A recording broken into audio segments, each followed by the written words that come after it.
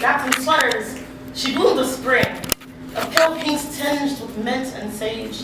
Cutoffs whispered at winter snow angels and gingerbread houses at all the aunts' houses. I was forever lost in her seasons. Lost like I'd always been, like I wanted to be. Much younger and simpler than she. I only wished to sit in her presence and pray that one day I'd grow up to be just like her.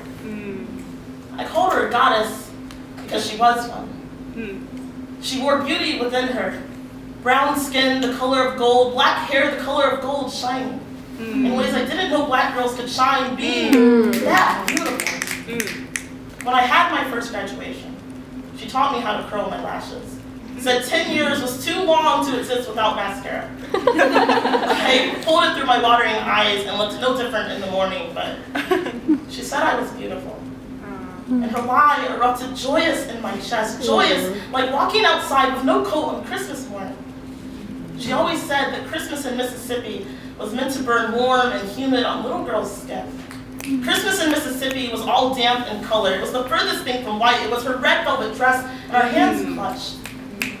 Life rivers flowing brown into each other. Christmas in Mississippi was tears and prayer circles the year she found out that something inside had betrayed her. The family shifted. Crying beside her seemed the same as picking the perfect black dress for something we didn't want to think was inevitable. Laughter was just dismissal in a different tone she shifted to. Cracked under the reminder that we all grow old and die and leave, but some must stay young and grow sicker. And her face said fear. It said wrong.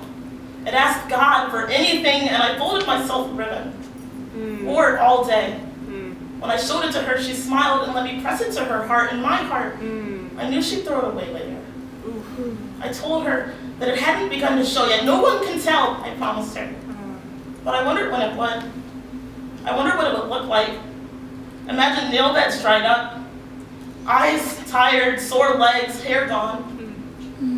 And I tried to paint goddess back into her, so that she'd never have to try to remember herself, never look in a mirror and not see what I saw. I tried to tell her that she was still beautiful, that what was spreading through her body didn't lessen her perfection, and I hoped that this lie would erupt joyous in her chest, joyous the way that hers had in mine 10 years before. But I was older, and so was she. It added distance, quiet but sure. And I realized that life rivers can't be passed from little girls to goddesses. We wade in the water separately now. Woo.